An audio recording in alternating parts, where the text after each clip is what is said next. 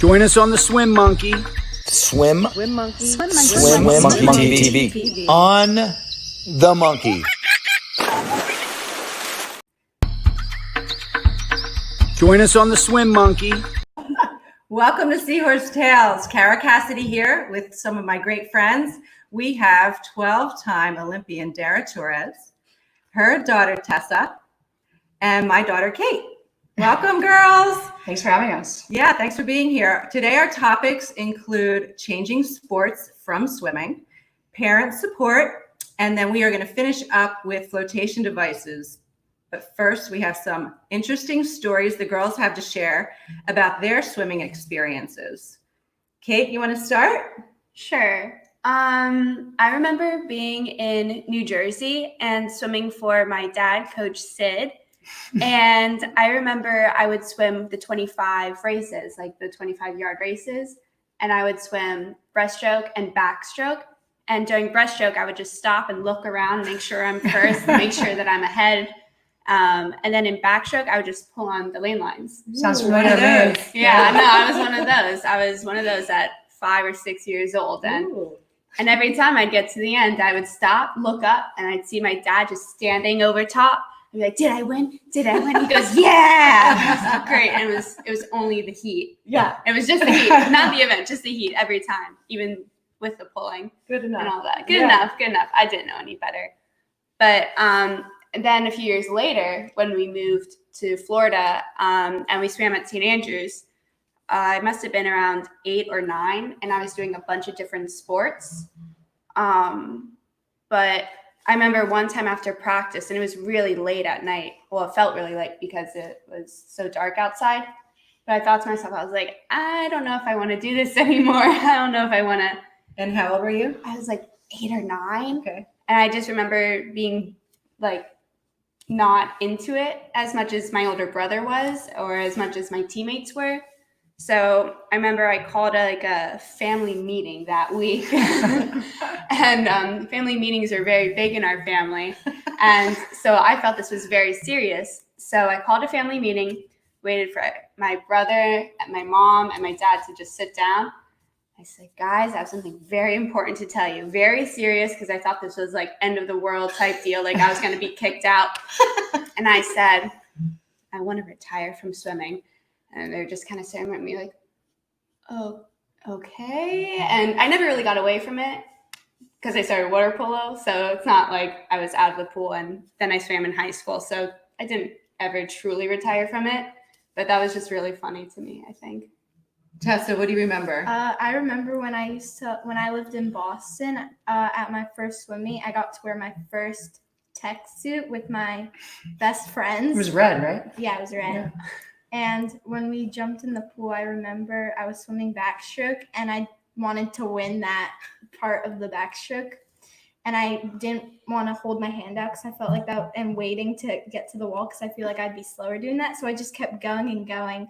And then I hit my head on the wall because I wanted us to win. And I think we got second. Yeah, you guys did a good job. And then I ripped my tech suit. Trying it on again. Hey, I have to say one thing, though. You're not the only one that pulls on the lane line and backstroke.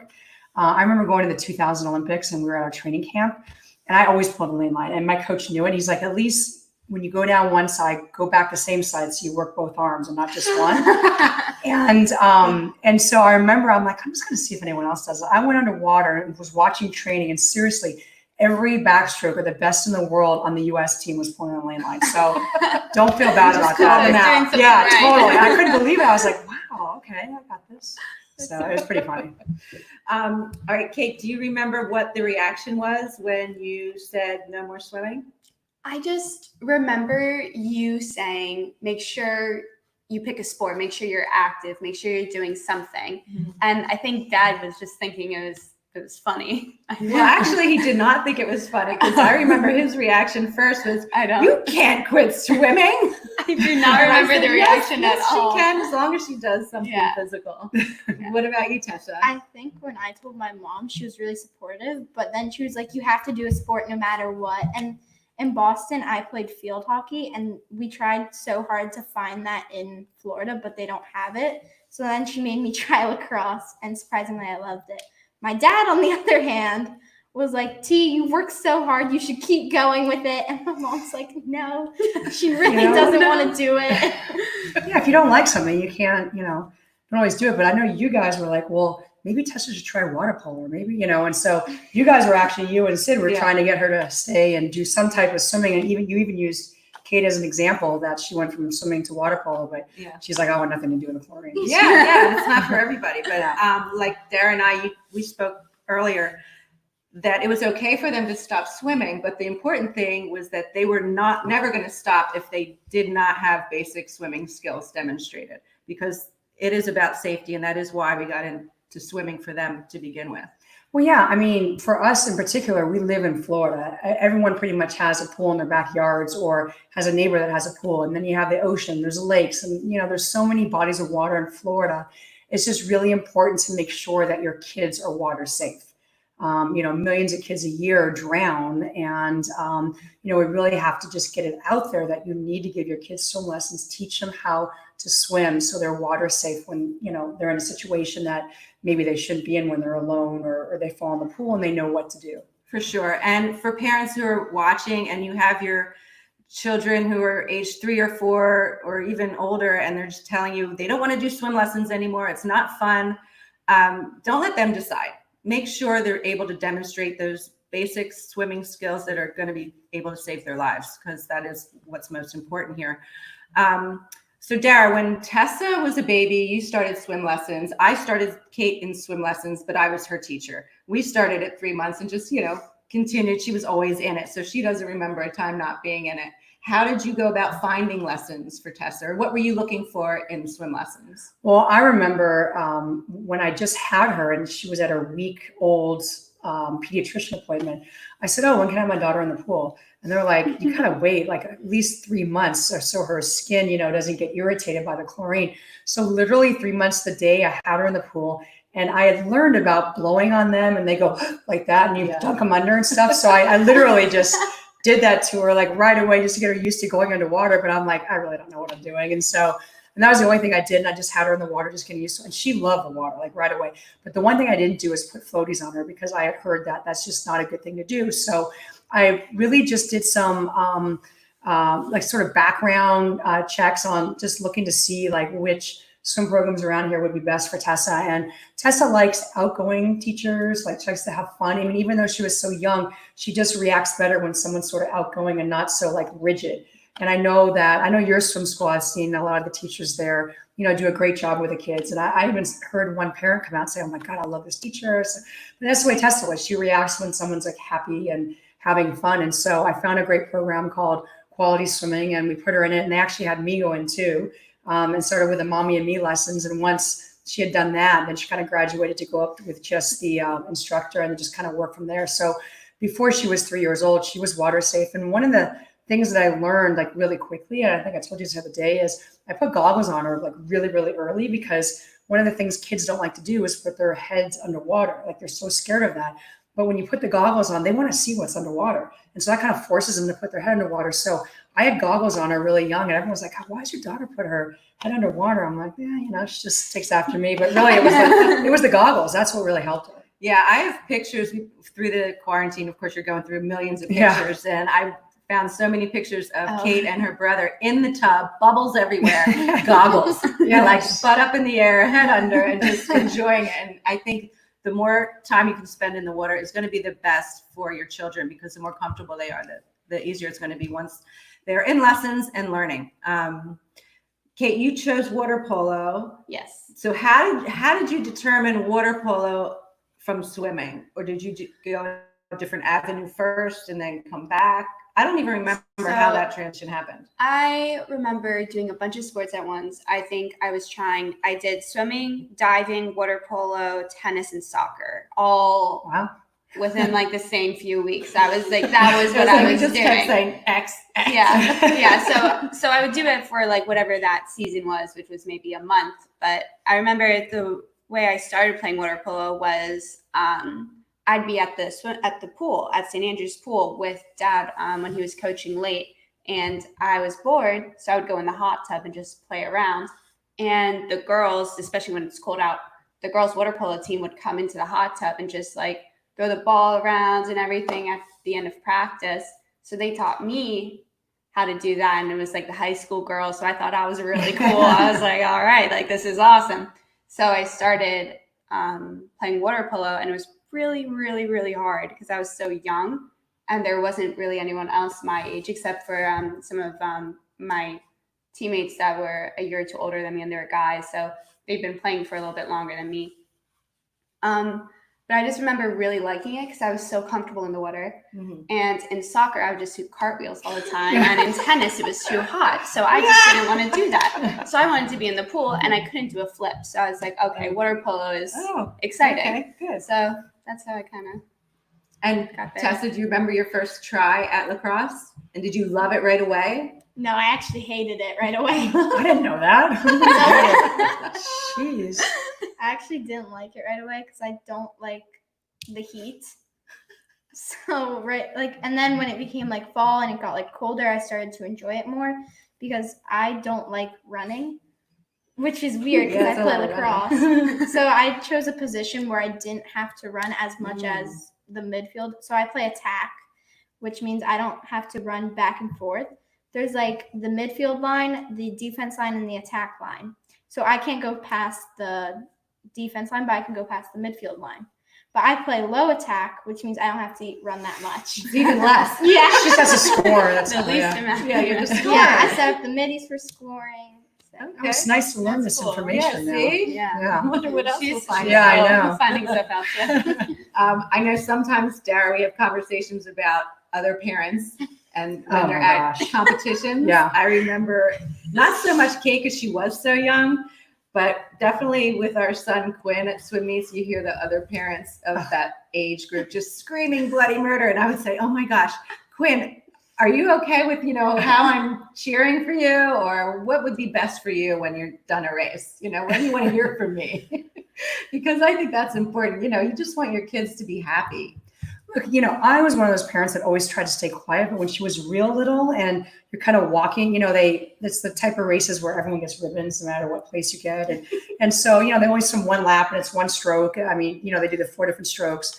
And I wanted to videotape her because her dad was working or whatever was going on. I wanted to send it to her grandparents. And so I would walk along the deck and I'm like, go Tessa, like very low, and then she would replay. She's like, oh, let me see the video. So I'd show her the video. She might have been like 4 or 5. And then she'd yell at me because I was yelling. And I'm like, I'm actually not even yelling compared to these other parents. But so you always have those type of parents that are really loud and obnoxious. I don't think I was one of them. She thought I was, but I wasn't. But at lacrosse games, I remember when I first went to her lacrosse games, I would just sit there and watch. Well, first of all, I didn't know what the heck was going on, but I know. I would sit there and watch. I remember one parent come up to me and was like, don't you ever like yell for your kid? I'm like, no, I'm good the way I am, and I'm sure she was, every once in a while I'll say goatee or something. And I yell at you. No, she give me a look, but I'm actually a lot more mellow than most of the parents out there. So Parents are crazy. Yeah, I think that's important too. I mean, like you said, you're still learning the sport. Kate's in college and I still don't know all the rules. yeah, right. So I can't do too much cheering. There are times if I forget my glasses, I'll be like, oh, Kate's in, there's Kate. And it's like, no, that's not her. I'm like, Yeah. not even watching the right person. Oh my gosh, yeah. So yeah, it's fun to be around the kids when they're enjoying them. Yeah, absolutely. So there was just the question. No, I you didn't see it. Oh, Go okay. ahead. So there was a question. Oh, there it is. It says, did you feel your mom supported you, or did you feel like they were mad you didn't want to swim? Be honest. Do you want to go first? Sure. At one point, I actually did think my mom was mad at me that I didn't want to swim. So I actually confronted her about it. I'm like, are you sure? Like, are you okay with me not swimming? And she was like, yeah, I'm fine with it. Like, you do what you want, but make sure you still do a sport so you get the exercise. Yeah. Yeah. Good job, T. Mom, I don't remember it because I feel like it was super, super long ago for me. But from what you've told me, you were always, oh, yeah, like that's fine, whatever. And apparently my father was a little, what's the word? Confused when Notice I how wanted we to keep looking over here. Her father's over here. Yeah, so he's right that's why we there. keep looking over He's there. Yeah. He's laughing, so I guess that was pretty true. But I think after he got used to me not being in the pool for swimming, he was just like, okay, but you're still doing something. So he was the person that would just really, really loudly cheer you on. Yeah. So super supportive. Yeah. Yeah, and parents out there with your kids are in a sport, even if you don't understand the sport or you wanted them to do a different sport or the sport you did in high school, really all they want is your love and support, saying, good job. Are you happy? Yeah. End of the day, that's all that matters. Most parents. Yeah. So if you're not that parent, let's try it. Yeah, exactly. Are there any other questions in there I didn't see? We're good. Okay. So I wanted to touch base on flotation devices because we talked about them a little bit. Sid, can you hand Tessa this noodle? You can have it. Okay. And then, and do you have the packaging these came in? Or actually, we don't need the packaging. No, they Good. say it on it. Yeah, okay. So I just want to give some good advice to families watching. These are some devices, and 2 of them are not flotation devices. One of them is. How do you know? So here's how you know. A lot of people put these on just because it's convenient and you're not used to being around a pool and suddenly you're on vacation and so you go out to the store and you pick some of these up, or you're in the hotel lobby or wherever you are. Make sure you're reading everything that has to do with your children, because if you read this right here really loud, it says, warning, this is not a life-saving device. So that is exactly what it's not. Think of it just as a toy, and you should never put it on your child because that's not what it's for. And Tessa, what does this noodle say there? It says, warning, this is not a life-saving device. Yeah, so noodles are fun. You can have a great time with them and do it. But the bottom line is never leave your parents never leave your child without you watching them at arm's length. Can you read that, Kate? Yeah. So it also says use only under competent supervision, but right under that it says will not protect against drowning. And so if that's on anything, I wouldn't use it at all. So yeah, and the main thing is with this, what the main reason it says that is because it's inflated. So because it's not a real flotation device, what could happen is it could have a leak, because your child could have it on 10 times and stay afloat. But you only need that one time where it starts to deflate and the child doesn't realize it because all they know is that they've always been afloat. So, and unfortunately, drowning is silent, so you won't even hear them if they're in trouble. Dara is holding up a life jacket. Now, if your flotation device is made to save your life, the inside of it is going to have this stamp very big on any device that's real, and it's going to say U.S. Coast Guard approved somewhere in there, and usually the first part of it. So you want to make sure that that is all you're putting on your child in the water. Of course, if they're in a boat, they should always wear one the whole time. Dara, do you have any questions or any comments about No, this? I 100% agree. I actually never even read those. Well, I never had floaties for her, Yeah. but I actually cringe when I see kids wearing them. I understand that a lot of parents aren't swimming educated, so they just feel safer putting those on. So if they're at the pool and maybe, say they're at like a hotel pool or, at the beach or something, they don't always watch what their kids are doing. And I think that's almost like, oh, okay, they're going to be okay because they have that on. But I never had those on Tessa, because also the kids become very reliant on them. And at the ages when they should be knowing how to swim, like 2, 3, 4 years old, they don't want to because they have those. And so it's just a very, very great topic that you're bringing up, that we really shouldn't be using those for our kids. Yeah. So anybody out there, please get your kids some swim lessons. There's plenty of resources out there to find out where to go. When you are researching your swim lessons, I do have a couple tips for that. When you call the swim schools, ask about the teachers' training, how much experience they have.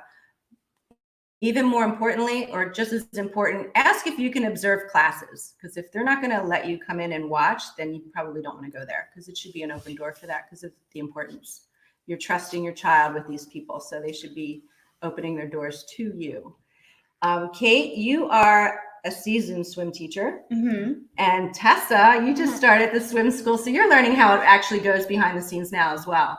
You have any thoughts about that? I think it's like the teachers are all really good with the kids. Like I haven't seen a teacher yet that's bad with a kid. Yeah. It's good. Yeah, you got to be patient. One of the things that I had to do with her is if she saw me there, she started screaming. So it was like, well, you know, and then she wouldn't want to do anything. And so I would always hang out there, but go around in an area where she couldn't see me, but I could see her. Sure. And then that way she's like, oh, okay, now I have to do this, and would start paying attention to the teacher and not looking for the parents. So that's kind of one thing that happens. But I think like in your swim school, it's great because you have a glass and the kids feel great going in the pool because they can still see their parent, and know that they're there. Yeah. You know, the place that I went to was outdoors and it was a little more difficult. So I kind of had to hide a little bit to watch her, but I always made sure I was there and didn't leave. But that's a great thing that you have. Yeah. And it's great. I'm very proud of it as well. But we do have some kids who really get upset if they're not with the parent, and the parent, we always invite the parent to get in the pool if they want. Sometimes they don't want to, so some of them will hide around the corner if they have to, because just to make it happen, get the lessons going. Well, I want to thank everyone for coming to Seahorse Tales, and we are on Swim Monkey TV, presented by Florida Swim Network. So, girls, thanks for being here with me, and we'll have to do it again. Thanks, Kara. Appreciate it. Yeah. It was fun. Yeah. Yeah. Join us on the Swim Monkey. Swim Swim Monkey. Monkey TV. On the Monkey.